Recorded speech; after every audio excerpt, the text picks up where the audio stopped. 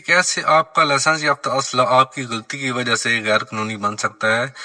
جب آپ لائسنس حاصل کرتے ہیں تو آپ کو NBP یعنی کہ غیر ممنوعہ بور کا لائسنس جاری ہوتا ہے، اور غیر ممنوعہ بور میں سنگل شاٹ یا سیمی آٹومیٹک شامل ہیں۔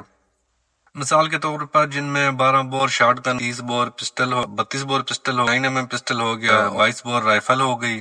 سیمی آٹومیٹک یعنی کہ ایک دفعہ ٹریگر دبانے سے صرف ایک گولی فائر ہوتی ہے، اور ممنوعہ بور میں ایک دفعہ ٹریگر دبانے سے متعدد گولیاں فائر ہوتی ہیں۔ اگر آپ لائسنس حاصل کرنے کے بعد اپنے اسلحہ کو موڈیفیکیشن کرتے ہیں یا اس میں کوئی ایسا اس میں تبدیلی کراتے ہیں اور اسے سیمی آٹومیٹک سے فل آٹومیٹک یعنی کہ بیسٹ پر کروا لیتے ہیں، تو آپ NBP یعنی کہ نان پروہیبٹڈ بور کی کیٹیگری سے نکل جاتے ہیں اور غیر ممنوعہ بور کی کیٹیگری میں شامل ہو جاتے ہیں یا اس میں کنورٹ ہو جاتے ہیں۔ لائسنس آپ کے ویپن کی کیٹیگری میں فال نہیں کرتا اور یوں ہتھیار غیر قانونی طور پر تصور کیا جائے گا۔ لائسنس صرف اس صورت میں ہی کارآمد ہوتا ہے جب ہتھیار کو اس کی اصلی حالت میں رکھا جائے۔ ہتھیار میں کسی بھی قسم کی اگر تبدیلی کی جائے گی جو اسے خاص طور پر خودکار یا نیم خودکار بناتی ہو تو قانون کی خلاف ورزی سمجھی جائے گی۔